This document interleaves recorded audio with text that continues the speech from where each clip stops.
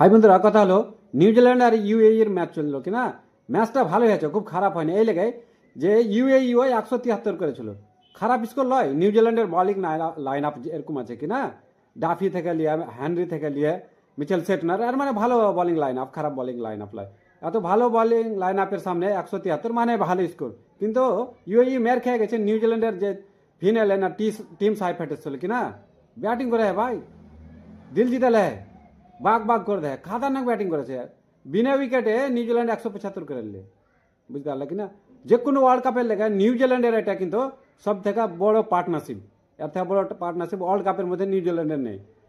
ফিনালেন করেছে কত জানো, 84 করেছে 50 বলে, আর 42 বলে 89 রান করেছে টিম সাইফে, মানে ধাঁসু খেলেছে।